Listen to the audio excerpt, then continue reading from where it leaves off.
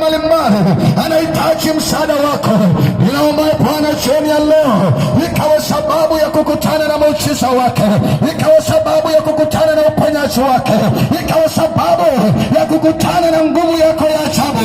Bwana, ukawagusa watu wako, gusa watu wako Bwana, gusa watu wako Bwana. Ninamsogeza mwanamke yule, ninamsogeza mwanaume yule Bwana, ambaye Yesu namjua. Ni jambo gani ambalo linatesa maisha yake? Ni jambo gani ambalo linaumisha moyo wake?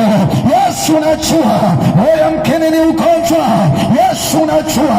Yamkini ni matatizo, Yesu najua. Yamkini ni masuala ya uchumi, masuala ya fedha, kwenye biashara, kwenye familia, iwe ni kwenye ndoa. Yesu najua. Ninauliza uwezo wako na nguvu yako viende vikatembea kwenye maisha yake jioni ya leo.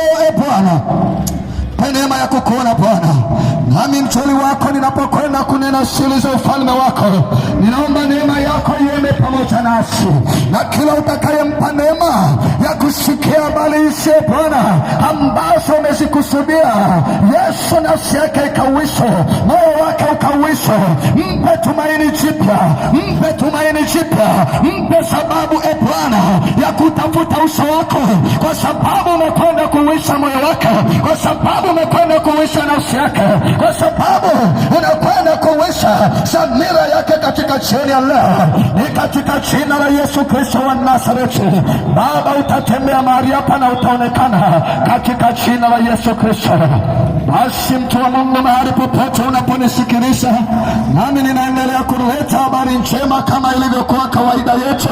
Tunapomhubiri huyo Yesu, tunamuona na tunaona kazi zake zikitendeka, tunaona mambo makubwa ambayo Bwana akiyafanya.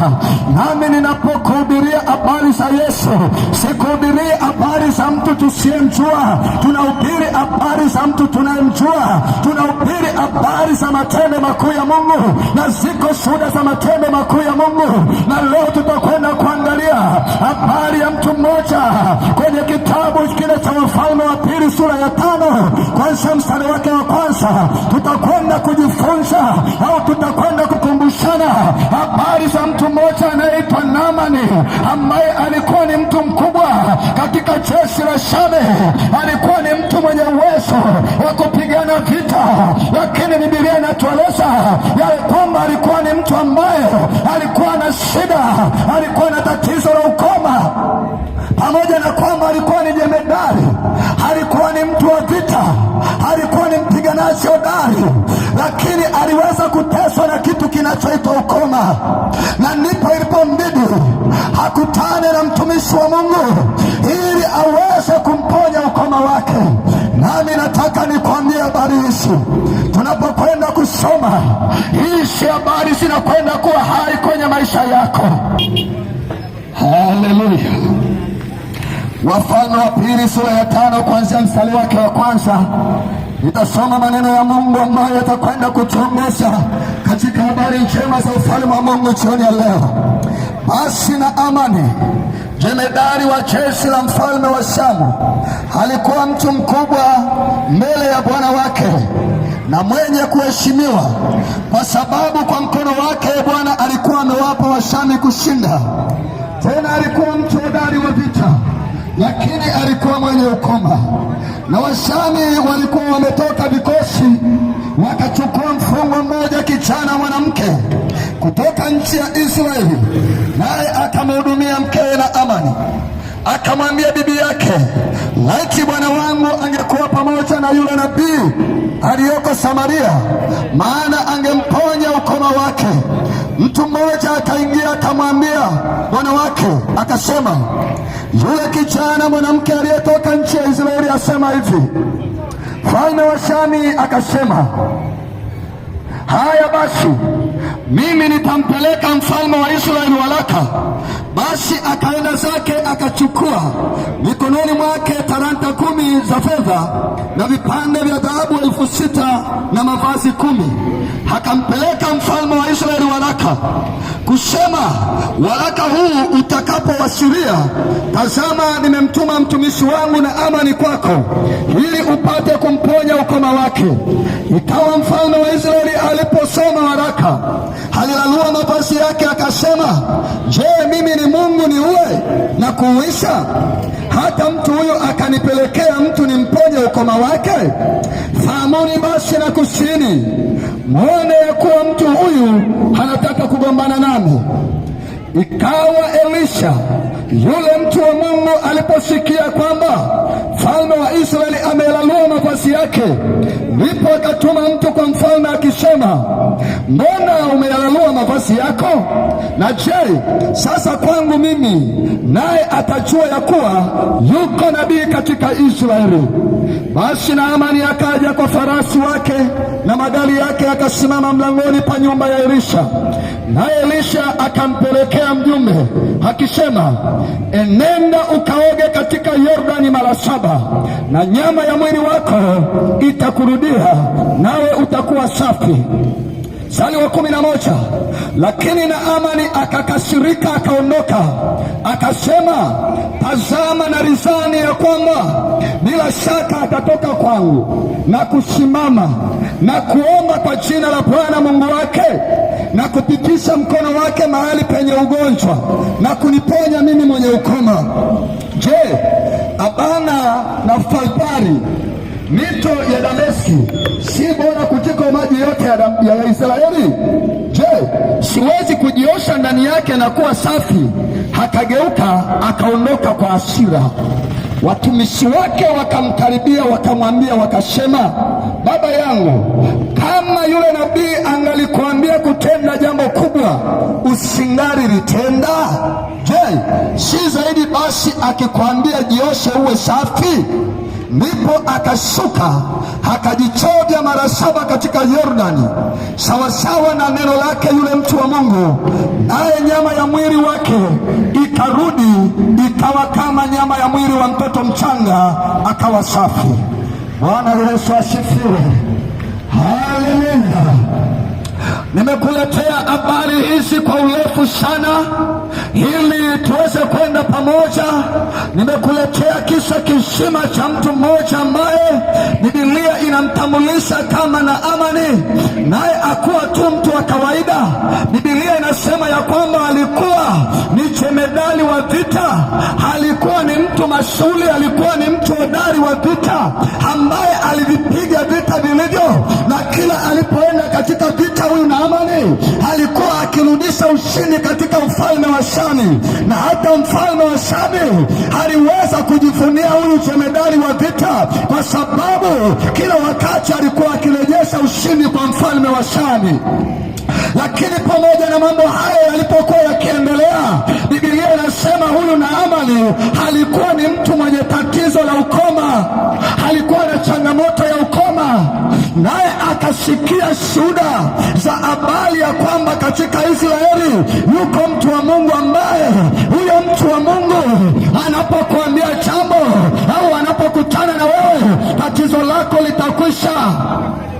Alipozipata hizo habari, mfalme kwa sababu ya upendo wa mfalme kwa Naamani akatuma walaka wa kifalme wa kimamlaka kumpelekea mfalme wa Israeli ya kwamba katika nchi yako nimepata habari ya kwamba yuko nabii ambaye kupitia yeye haweza kumponya mtu wangu. Basi ninakuamuru utakaposoma walaka huu ya kwamba mara moja akaponywa huyu Naamani akawe mzima. Ndipo mfalme wa Israeli akastaajabu, akaanza kuhuzunika moyoni mwake. Alipoanza kuhuzunika akayalua mavazi yake. Ndipo nabii Elisha anasema ya kwamba mfalme na asihuzunike moyo wake, nami nataka wajue ya kwamba katika Israeli yuko nabii, na kupitia yeye ya kwamba aweza kufanya mambo makubwa. Na ndio maana nikakwambia ya kwamba leo ninakuletea habari za matendo makuu ya Yesu, matendo makuu ya Mungu, matendo makuu ya Kristo Yesu Mwokozi. Tunapoleta habari zake tuna uhakika, kwa sababu hata kama iko shida kwenye maisha yako lazima iondoke, kwa sababu yuko mwanaume ambaye anaposhuka mahali anashughulika na hayo matatizo, anashughulika na hiyo shida. Haijalishi unaumwa, haijalishi unateswa, yuko Yesu Kristo. Anaposhuka mahali anaachilia uponyaji, anaachilia uzima. Hata kama ndoa yako imetikisika, Yesu Kristo anaposhuka anaitengeneza ndoa yako. Hata kama uchumi wako umeyumba, anaposhuka Yesu Kristo anatengeneza uchumi wako. Huyu ndiye mwanaume tunayemhubiri habari zake chini ya leo. Biblia inaniambia kwamba huyu mwanaume Naamani alipoenda kwa mfalme Elisha, alipofika mahali pale, Biblia inasema ya kwamba Elisha akamwambia ya kwamba aende katika mto Yordani akajichovye mara 7, na akisha kujichovya atakuwa mzima. Kwa sababu huyu Naamani alikuwa amezoea na alikuwa anaamini ya kwamba ili aweze kupata uponyaji ni sharti akenda kwa mtumishi wa Mungu achukue mkono wake aweke juu, ndipo aweze kumwombea sana ili aweze kufunguliwa. Lakini alipofika kwa mtu wa Mungu Elisha, alikutana na kitu cha tofauti na kile alichozoea kukikuta. Akasikia maneno ambayo hakuweza kuyaamini. Alisikia maneno ambayo yalimvunja moyo wake. Akamwambia, nenda katika mto Yordani ukajichovye mara 7, na ukisha kujichovya mara 7 mwili wako utatakasika, ugonjwa wako utaondoka, ukoma utakimbia. Naamani akahuzunika moyo. Ndipo alipokuwa akiondoka kwa hasira, ashukuriwe Mungu alikuwa ameongozana na watumishi ambao walikuwa wanaelewa siri za ufalme wa Mungu, walikuwa na hiyo neema. Ndipo akamwambia, Bwana wetu na ashikashirike, yamkini huyu mtu wa Mungu angekuambia jambo kubwa, je, usingali lifanya? Yamkini angekuambia toa sadaka kubwa. Kuna mahali unaweza ukawa umeenda kwa ajili ya kutafuta msaada, umeenda kwenye madhabahu ukautafuta msaada, watakuambia mambo makubwa na ukaweza kuyafanya, lakini tatizo lako lisiondoke, shida yako isiondoke, itabaki kuwa pale pale. Nami nataka nikwambie jioni ya leo, yuko Yesu Kristo mahali hapo ulipo. Unaposikia hizi habari, iko nguvu ya Mungu itakayoshuka hapo mahali, haitakuacha kama ulivyo. Tatizo lako jioni ya leo lazima liondoke. Shida ulio nayo jioni ya leo lazima iondoke, kwa sababu yuko mtendaji, kwa sababu yuko mwanaume Yesu Kristo anayefanya mambo makubwa na ajabu, tofauti na ulivyozoea na isiyokuwa kawaida. Ninaleta habari za Yesu ambaye tunamjua, ambaye mtumishi wa Mungu Elisha anazungumza habari zake. Ndipo wale watu wakamsihi, wakamwambia, Bwana na asiwe na ghadhabu, kwa sababu angeambiwa mambo makubwa, je, asingeyafanya? Ndipo Biblia inaniambia kwamba huyu Naamani, kutokana na ushauri wa wale watu aliokuwa nao, akaamua kwenda katika Yordani. Alipoenda katika Yordani akajichovya mara 7 kama alivyoambiwa na mtumishi wa Mungu Elisha. Biblia inasema mara ile ile ngozi ya mwili wake ikarudi ikawa laini kama ya mtoto mchanga, kitu ambacho Naamani aliona mashaka, alikuwa aamini kama kinaweza kutokea. Lakini unapokwenda kuomba katika viwanja hivi, lazima Bwana akutane na maisha yako, lazima Bwana akutane na haja moyo wako. Haijalishi umeteswa kwa muda gani, haijalishi umeumizwa kwa muda gani, haijalishi umelia kwa muda gani, yuko Yesu anayefanya pasina kuangalia muda ulioteseka, pasina kuangalia majira ulioumia.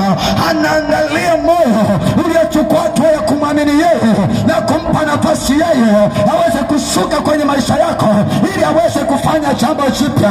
Ninakuletea habari za Yesu anayeponya, na kuletea habari za Yesu anayefungua. Yuko Yesu mfalme wa falme, yuko mahali hapa katika viwanja hivi. Hata sasa ninaposema yuko Yesu mahali hapa, anataka kumgusa mtu mmoja jioni ya leo. anataka kumgusa mwanamke mmoja jioni ya leo, anataka kumgusa mwanaume mmoja jioni ya leo. Iko nguvu ya Mungu mahali hapa itakayokwenda kugusa maisha yako. Inawezekana unatembea, unaendelea na shughuli zako mbalimbali, lakini kisukari imetesa maisha yako, presha imetesa maisha yako. Yuko mtu anasikia hizi habari, lakini anasema ya kwamba ninatamani usiku usiingie, kwa sababu usiku ni msiba kwangu, usiku ni kaburi kwangu. Kila ifikapo usiku ni wakati wa mateso, ni wakati wa huzuni, ni wakati wa kulia kwangu. Nataka nikwambie jioni ya leo, Bwana anataka kuondoa hicho kilio. Yuko Mungu, yuko Yesu ninayemhubiri mahali hapa. Haleluya, haleluya. Ninataka nikwambie mwana wa Mungu mahali popote unaponisikiliza, huyu Mungu tunayehubiri habari zake tuna uhakika naye, na ndio maana tunaleta habari zake. Tumemwona Yesu akifungua. Sio mpango wa Mungu wewe kuteswa na ndoto mbaya. Wako watu wanateswa na ndoto mbaya, lakini tunapowaambia habari za Yesu ya kwamba njoo kwa Yesu, Yesu anaponya, Yesu anafungua, wanaonekana kwamba tuna kazi za kufanya. Nataka nikwambie tunazo kazi za kufanya, na tumejua kazi sahihi ya kufanya, na ndio maana tunakuletea habari za Yesu. Ni huruma ya Mungu na ni upendo wa Mungu tunapoleta habari za ukombozi, tunapoleta habari za msalaba. Biblia inasema neno msalaba kwa wanaopotea ni ujinga, kwetu sisi ni nguvu ya Mungu iletayo wokovu. Ninakuletea habari za wokovu. Haijalishi unateswa, haijalishi umeumizwa, nataka nikwambie Yesu amekusudia jioni ya leo kukutoa kwenye hayo mateso, kukutoa kwenye hicho kifungo, kukutoa kwenye hiyo adha ambayo umekuwa ukipitia kwa muda mrefu. Yesu anataka kutoa huo mzigo. Kuna mambo unatamani kufanya kwenye maisha yako, kila unavyojaribu hauwezi, kwa sababu umekosa nguvu ya kukuwezesha kuyafanya yale unayotaka kufanya kwenye maisha yako. Iko nguvu ya kukuwezesha jioni ya leo. Tazame Yesu katika imani, tazame Mungu katika imani jioni ya leo. Na ndio maana Bwana amekupa neema ya kukusikilizisha habari njema za ufalme. Anataka kukutoa huo mzigo, anataka kukupumzisha kutoka kwenye huo mzigo uliobebesha kwa muda mrefu. Yesu anataka kukutoa huo mzigo. Haleluya, haleluya. Yesu anaumia, Mungu anaumia anapoona watu wake wanateswa, anapoona watu wake hawalali, wanateswa na nguvu za giza, wanateswa na wachawi. Ziko roho zinawatesa, viko vitu vinawatesa kwenye maisha yao. Yesu anaumia, na ndio maana kwenye Mathayo anasema njoni kwangu ninyi nyote msumbukao na wenye kulemewa na mizigo, nami nitawapumzisha. Huu ni mwito wa upendo wa Yesu juu ya mwanadamu anayeteswa na nguvu za giza. Huu ni mwito wa upendo wa Kristo kwa wanadamu wanaumizwa na roho, wanaumizwa na ndoto mbaya, wanaoteseka kwenye ndoa. Huu ni mwito wa upendo wa Mungu kwenye maisha ya wanadamu, na ndio maana anasema njoni kwangu ninyi nyote msumbukao na wenye kulemewa na mizigo, nami nitawapumzisha. Yesu anakualika ili aweze kukupumzisha kutoka kwenye hiyo mizigo. Nami kwa sababu nimekuletea habari za Mungu anayegusa maisha ya watu, kama ambavyo huyu Mungu aligusa maisha ya Naamani na ukoma wake ukamuondoka, ukoma ukaondoka. Jioni ya leo Mungu anakwenda kufanya jambo kwako. Lazima niombe, jambo litakwenda kutokea kwenye maisha yako mahali hapo hapo ulipo. Usiseme ya kwamba lazima nifike akaniweke mkono, kama ambavyo Naamani aliwaza na kufikiri, lakini alipotii na kusikiliza kile ambacho mtumishi wa Mungu Elisha alimwambia, jambo likatokea. Nami nimekuletea habari za imani. Hii nguvu ya Mungu itashuka kwako kwa njia ya imani. Lazima ikuguse kwa njia ya imani, na uponyaji lazima upatikane kwa njia ya imani. Teso lako lazima liondoke kwa njia ya imani, kwa sababu hapo hapo ulipo Yesu anafika hapo mahali. Nguvu ya Mungu inafika hapo mahali. Haijalishi ukiwa unatembea, haijalishi ukiwa umeketi, Yesu anafika hapo mahali. Nami nataka niruhusu nguvu ya Mungu hapo mahali. Haleluya, haleluya, haleluya. Bwana Yesu, ninakushukuru. Asante kwa sababu ni Mungu.